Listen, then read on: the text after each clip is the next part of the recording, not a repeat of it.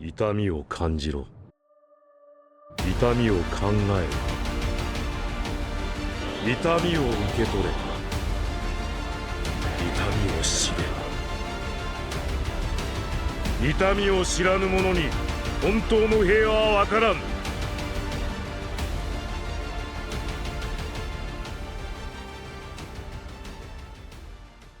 Wesh wesh canapèche, c'est Aspros. Alors comme ça vous avez aimé l'épisode sur le moment précis où Naruto a surpassé ses mentors? Très bien, j'ai entendu, on va faire pareil avec son amoureux. Tout comme Naruto, Sasuke a eu pas mal de mentors, des mentors le faisant progresser via des entraînements, mais aussi des mentors plus psychologiques. Du coup, voyons voir quand il les a surpassés, parce que spoiler alert, tout comme Naruto, il les a dépassés. Mais juste, je vais préciser quelque chose qui manquait dans la vidéo précédente qui me semblait évident, mais ouais, on veut trouver le moment où Sasuke a surpassé ses mentors dans une temporalité précise. Je vais pas chercher à quel moment Sasuke a surpassé la version la plus forte de Kakashi par exemple, mais plutôt chercher à quel moment le personnage de Sasuke est devenu, même temporairement, plus fort que son mentor, donc les deux seront pris au même endroit de l'œuvre. Voilà, c'était une petite précision, mais j'ai eu quelques commentaires me disant que j'avais oublié Kakashi d'IMS, donc voilà, vous savez, il ne sera pas pris en compte. Et puisque j'entends les fanboys d'Itachi impatients de m'entendre dire que Sasuke ne l'a jamais surpassé, on va pouvoir commencer.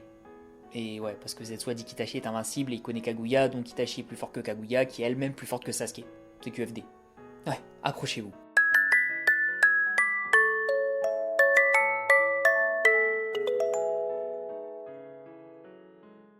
Tout comme Naruto, Sasuke a commencé sa carrière de ninja à l'académie et leur prof c'était Iruka. Sauf que contrairement à Naruto qui a vaincu un ninja qui scale à peu près à son niveau, Sasuke lui il a pas ce genre de feat. Et encore une fois, Iruka n'a pas non plus grand chose à proposer, c'est globalement un Chunin lambda avec un seul véritable jutsu pour immobiliser. Du coup, le débat il va plutôt s'orienter en mode à quel moment Sasuke a atteint le rang de Chunin. Eh bien, selon moi, c'est pendant justement l'examen Chunin, mais pas à n'importe quelle étape.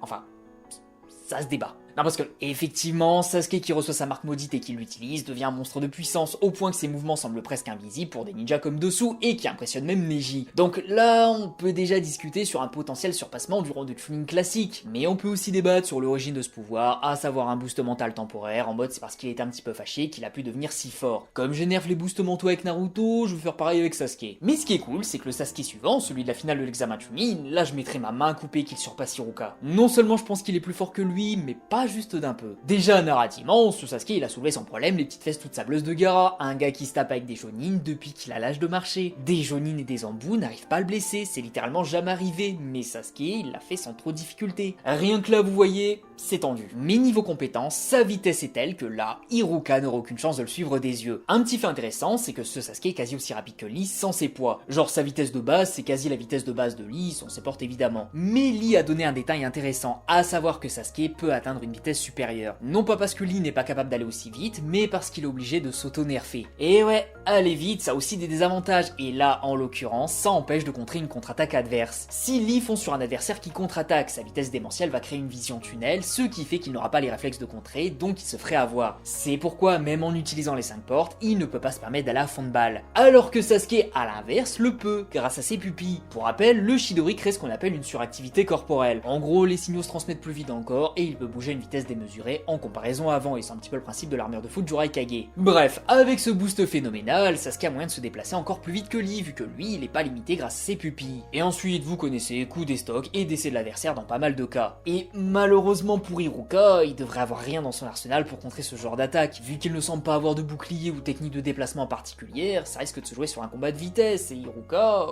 il est pas très rapide.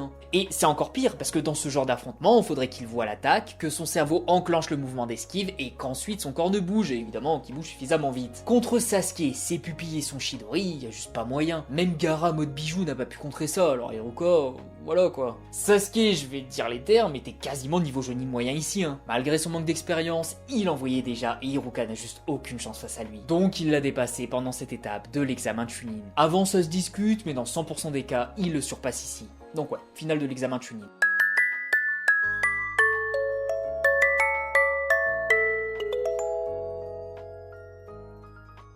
Alors, Kakashi, c'est difficile à dire, dans le sens où je trouve qu'ils sont assez proches niveau puissance un petit peu tout le long de la série, vu qu'ils ont commencé la partie 2 à peu près au même niveau, et qu'ils ont progressé autant l'un que l'autre de la même façon. Après, c'est vrai que c'est difficile de les opposer, puisqu'il n'y a pas vraiment d'éléments plaçant l'un au-dessus de l'autre dans la narration ou via ce qu'ils ont montré. Même avec leurs combats respectifs contre Deidara, ça montre pas grand-chose. Par contre, on a les stats, et les stats, elles donnent Kakashi avantagé dans pas mal de domaines, Et je précise quand même que le troisième databook s'arrête au moment où Sasuke a vaincu Itachi. Ninjutsu, Taijutsu et Genjutsu, c'est kiff-kiff, avec juste un léger avantage au corps à corps pour Kakashi, mais rien de bien méchant. Les capacités physiques, c'est pareil, genre force et vitesse. Kakashi est le plus intelligent et pas qu'un peu, alors que Sasuke est un poil plus endurant. Donc ouais, globalement, Kakashi est un petit peu au-dessus. Sauf qu'évidemment, il y a la marque maudite, et ça booste les capacités, donc il y a une zone d'ombre, surtout que c'est difficile de quantifier le boost exact de cette marque. Là, niveau capacité physique, genre vitesse et force, il devrait le surpasser, mais est-ce que ça suffit ? Bah y a moyen. Y a moyen parce que au final, un combat entre les deux sera assez serré de base, même sans marque maudite. Les deux vont s'attaquer, feinter, jouer sur leur cerveau pour essayer de prendre l'avantage psychologique, et disons que le premier qui se fait toucher est fini. Kakashi va être ultra dur à toucher vu son style très défensif et son intelligence, alors que Sasuke va être très difficile à contrer vu son attaque et ses capacités physiques. Ah ouais, je suis désolé, mais pour moi on est vraiment sur deux personnages quasiment aussi forts l'un que l'autre, genre au début de la partie 2. Kakashi a le Kamui, mais s'il se rate, le match est fini, et est-ce que Sasuke peut contrer ça ? Bah y a moyen vu ses pupilles, mais y a aussi moyen que non. Je me dis juste que le match il risque de se finir dès que l'un touche l'autre, et toucher Sasuke Ebi vu ses ressources, c'est galère, mais toucher Kakashi vu son intelligence et son style bien optimisé, là c'est vraiment galère. Je vais quand même donner un léger avantage à Kakashi ici. Donc Sasuke ne l'a pas encore surpassé selon moi. Et après, quand on voit leurs évolutions, y a pas grand chose qui change. Kakashi de l'arc Kakuzu et Sasuke contre Itachi sont à peu près aussi forts qu'avant et n'ont pas subi de gros power-up. Ensuite y a Sasuke Taka qui a perdu la marque maudite, mais qui a gagné une nouvelle pupille. Là pour moi il a régressé niveau pouvoir, même si narrativement je pense qu'il faut comprendre qu'au contraire il a compensé, voire même gagné encore plus. Mais la situation elle change pas vraiment. Sasuke il a pas les stats pour dominer Kakashi, et même s'il a une ou deux utilisations d'Amaterasu, Kakashi peut les kamui vu qu'il voit la concentration de chakra. Et Kakashi à ce moment-là c'est environ Arc Pain. Contre Pain il a pu utiliser 2 kamui alors qu'il ne lui restait que la moitié de son chakra, donc à fond il pourrait sûrement en utiliser 4. Là niveau ressources, Sasuke se fait même dominer dans le domaine. Et même si Sasuke a un nouveau moyen de le tuer, on parle de Kakashi, il va être ultra chaud à toucher, et si Sasuke utilise Amaterasu, il sera temporairement aveuglé, très mal en point, et il n'y a pas grand chose qu'il pourra faire pour éviter la contre-attaque. Donc encore une fois, le rapport de force ne change pas vraiment, surtout si on considère que Sasuke n'était même pas à 100% dans cet arc, vu qu'il n'avait pas complètement récupéré de son combat contre Itachi. Donc là non plus, il l'a pas encore surpassé. Mais par contre, le Sasuke suivant... c'est tendu. Parce que Sasuke du conseil des 5 Kage, il peut spammer son Mangekyou Sharingan temporairement, genre pas mal d'utilisation dans un temps très court, et ça, pas Kakashi il a rien pour gérer. Dans leur mini-affrontement, Sasuke il a sorti la flèche du Susanoo, et Kakashi l'a Kamui. Kakashi il a pu réagir, effectivement, mais il était temporairement nerfé, et Sasuke, il a spammé son Susanoo contre Danzo juste avant, d'où le fait qu'il n'a pas pu capitaliser tout de suite. Mais dans un 1v1 classique, il sort le Susanoo, flèche, Kakashi est obligé de le Kamui pour survivre, et il est temporairement nerfé, et là, Sasuke il pourrait juste l'attaquer, vu que lui, juste une utilisation du Susanoo, ça passe encore. Et je dis pas que Kakashi n'a aucune chance ici, vu qu'il peut passer sous terre et attaquer Sasuke en Sumsu, mais que c'est vrai que dans cette configuration, ils étaient sur l'eau. Mais disons que là, Kakashi ne va avoir les ressources que pour se défendre, tellement ce Sasuke est sauvage, et que Kamui serait son seul échappatoire. Contre Itachi par exemple, ce Kakashi n'aurait pas autant de pression, et le combat serait feinte sur feinte jusqu'à ce que l'un des deux prenne le dessus. Mais contre ce Sasuke, là c'est pas le même match-up, et Kakashi n'est pas très adapté ici. Donc je miserai sur Sasuke ici, en assumant qu'il va remporter le combat dans plus de scénarios que son mentor. Et après, évidemment, l'écart va cesser de se creuser et Kakashi ne pourra juste plus rien faire.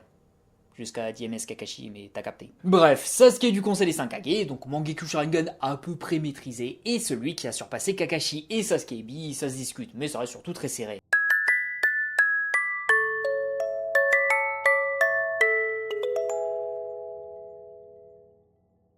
Alors, par rapport à Itachi, ça devrait être assez clair pour pas mal de monde sur environ quel Sasuke est devenu plus fort.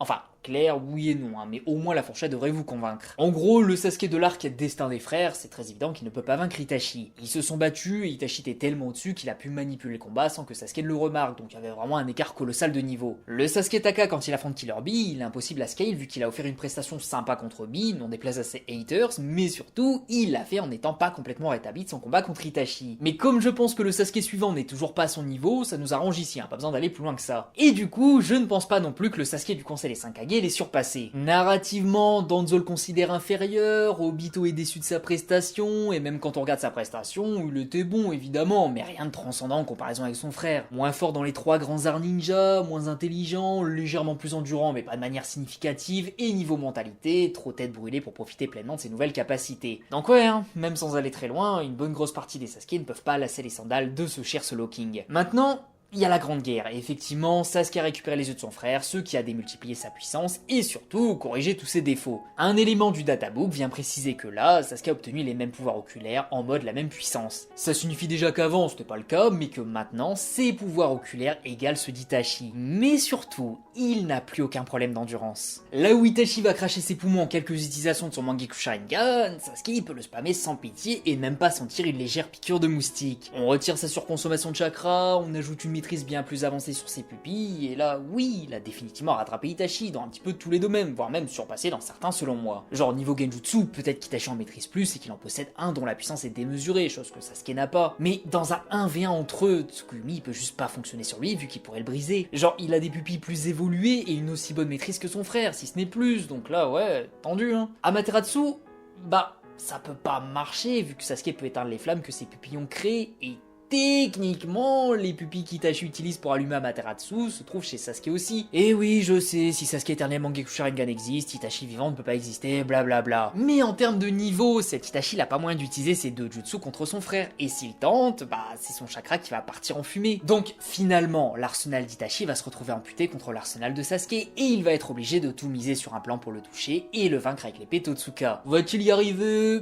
Ça dépend. Et effectivement, le Sasuke qui a affronté Kabuto ne semble pas être aussi réactif et à l'aise avec ses pupilles que le Sasuke qui a affronté Jubito et qui pouvait littéralement réagir à ses mouvements. Après c'est normal, faut du temps pour s'habituer à ses pupilles, mais oui, si Sasuke est assez réactif pour gérer les attaques de Jubito, un gars assez rapide pour bananer complètement les Hokage, alors ouais, Itachi a aucune chance hein. Narrativement, Sasuke éternel Mangekyou Sharingan et Itachi Edo sont présentés comme à peu près égaux, hein, même si les prestations de leur combat contre Kabuto peuvent être débattues. Mais dans tous les cas, ils sont présentés comme très proches niveau puissance. Par contre, le Sasuke contre Jubito est une toute autre menace, parce que là, que ce soit réactivité, vitesse, attaque, défense et même vivacité d'esprit, bah il est 8 niveaux au-dessus d'avant. Donc là, sans hésiter, le Sasuke du combat contre Jubito met une tempête à Itachi, dans le sens où Itachi n'a virtuellement rien pour le vaincre. Être plus intelligent, oui, pourquoi pas, mais ça ne compense pas ce genre d'écart de niveau, de vitesse, de réactivité, de polyvalence, tout ça. Et je vais le redire hein, pour qu'on soit sûr, mais le Sasuke du combat contre Jubito pouvait réagir à ses mouvements qui étaient trop rapides pour Minato KCM, Tobirama, Hashirama et Naruto KSM2. Les gars, il est bien différent du Sasuke contre Kabuto. Donc là ouais, ce Sasuke a surpassé son frère, et selon moi, pas que d'un peu, il y a un sacré écart de niveau ici. Et c'est normal, après les avoir montrés égaux, fallait le montrer passer à autre chose, marcher dans une toute nouvelle lumière. Donc ouais, le Sasuke Jubito est celui qui a définitivement surpassé son frère. On peut débattre sur celui qui a affronté Kabuto, ça me paraît envisageable, et pour moi, il y a même plus moyen qu'il ait surpassé ici déjà que l'inverse, mais bon, prenez en compte l'autre si vous préférez. Nous savons la vérité. Hi hi hi.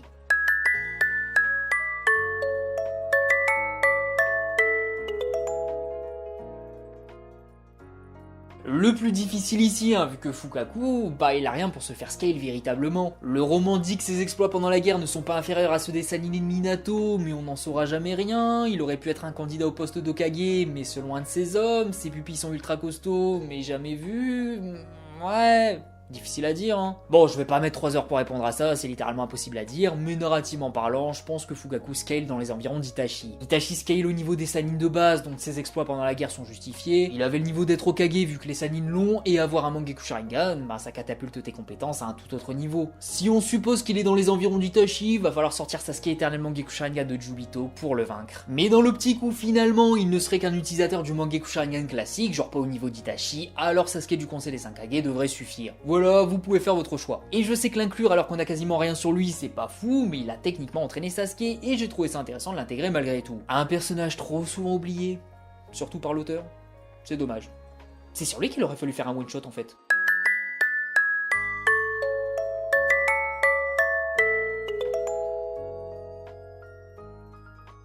Ah là là là là là là là là, Orochimaru. Quel mentor d'exception. Vraiment, je me tâte à faire une vidéo sur les sensei les plus incroyables et Orochimaru a vraiment de sacrés arguments. Parce qu'il a fait passer Sasuke d'un ninja puissant à une menace comme on en a rarement vu. Et bah c'est normal, vu sa puissance. C'est un Sannin qui aurait pu devenir Hokage, et évidemment qu'il est monstrueux. Mais Sasuke, À quel moment l'a-t-il surpassé? À quel moment a-t-il surpassé un ninja aussi légendaire? Selon moi, c'est relativement tard et en même temps relativement tôt. Oui, c'est compliqué, mais je vais expliquer. Techniquement, Sasuke a vaincu Orochimaru au début de la partie 2 parce qu'Orochimaru était malade comme un chien et super affaibli. C'était sûrement un rhume, ça arrive. Même si Sasuke reconnaît lui-même qu'il ne l'a battu que parce qu'il était super affaibli. Techniquement, c'était le niveau d'Orochimaru à ce moment-là de l'œuvre, donc Sasuke l'a surpassé. Oui, c'est pas super fair play, je sais, c'est pas Orochimaru Prime. Mais comme expliqué, même si Orochimaru est revenu plus fort par la suite, le point où la courbe de Sasuke croise et dépasse celle d'Orochimaru, c'est pendant l'arc du pont Tenchi. La courbe de Sasuke n'a cessé de monter, là où celle d'Orochimaru n'a fait que descendre. Jusqu'à ce qu'il se fasse lui-même descendre. Donc ouais, Orochimaru s'est fait surpasser ici par Sasuke Ebi, et c'est à cause de sa malédiction, tout ça, c'est pas fair play, mais bon, c'est comme ça. Triste. Mais rassurez-vous, on va également voir rapidement un potentiel Orochimaru sans ses problèmes, genre le Orochimaru de la partie 1 qui l'a recruté, mais avec ses bras.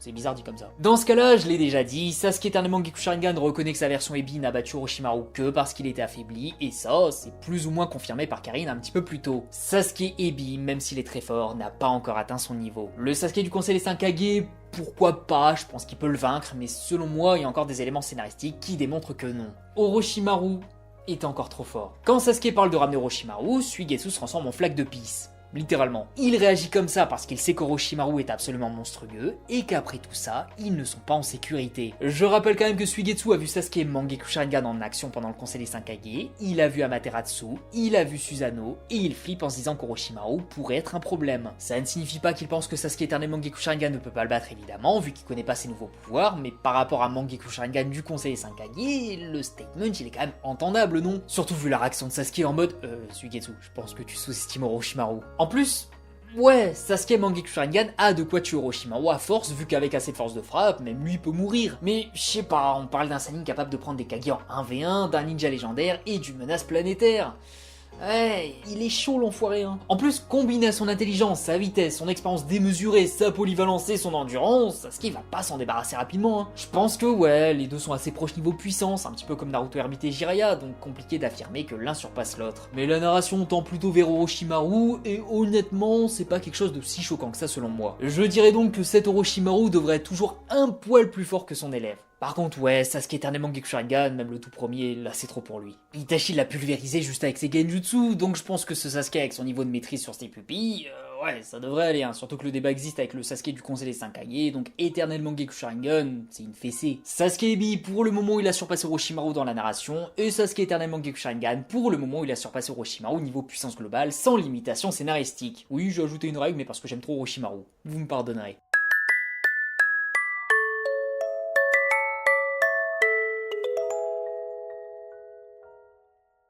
Oui, je le compte comme un mentor pour lui, dans le sens où c'était une sorte de guide spirituel des ténèbres, et malgré tout, un allié pour Sasuke. Bref, quand, comment? Obito Masque Orange est un monstre parmi les monstres niveau puissance, et malheureusement pour Sasuke, je doute qu'il l'ait dépassé rapidement, même avec tous les power-up. Déjà, le Sasuke du Conseil des 5 Kage, c'est évidemment mort, hein. La narration présentait Obito comme un animal d'une toute autre catégorie. Lui, il galérait pas avec les Kage, il a pas de grosses limitations niveau endurance, et il a un contre face à tout ce que Sasuke peut utiliser, genre passer en dessous du Susanoo, Kamui pour gérer Amaterasu, et une supériorité dans absolument tous les domaines. Sans exception. Donc ouais, ce Sasuke est encore trop faible pour espérer lui offrir un bon match, et on va directement passer au Sasuke suivant, éternel Mangekyou Sharingan. Là, ça devient galère, parce que techniquement, on pourrait débattre avec ce même Obito et essayer de voir si Sasuke est le plus fort. Mais dans la chronologie de l'œuvre, quand Sasuke obtient ses nouvelles pupilles, on est déjà passé à Obito Masque Blanc, donc Rinnegan. Et là... Sasuke peut pas le gérer, hein, aussi fort soit-il. C'est juste qu'en temps normal, ce Sasuke éternellement Mangekyou Sharingan est vraiment très adapté contre Obito, contrairement à Itachi par exemple. Parce qu'il a de la jugeote, donc comprendre le fonctionnement du Kamui, ça devrait être possible. Il a pas de problème d'endurance, donc contrairement à son frère, même s'il se défend souvent, il pourra quand même attaquer souvent. Et surtout, il pourrait le one-shot avec une flèche de flamme noire s'il le touche, surtout que puisqu'il peut manipuler la forme, il y a un effet de surprise. Obito pourrait tenter de l'absorber et Kagutsuchi pour le contrer, tout ça. Mais malheureusement, si le Kamui est le seul gros problème quand on affronte Obito Masque Orange, ce n'est pas le cas avec Obito Masque Blanc, parce qu'il a également les pouvoirs du Rinnegan. Contre Naruto et sa clique, il les a pas vraiment utilisés parce qu'il savait qu'ils avaient déjà affronté Pain, donc il savait comment contrer tous les pouvoirs, et vu qu'il contrôlait en même temps tous les bijoux, fallait économiser du chakra. Mais contre Sasuke, les pouvoirs du Rinnegan pourraient être diaboliquement efficaces. Amaterasu pourrait se faire absorber ou repousser, il a rien pour repousser le Shibaku Tensei, Susanoo... Bon, face à Obito, c'était pas le meilleur des plans vu qu'il peut passer sous terre et attaquer la zone non protégée qui est sous l'utilisateur. Ouais...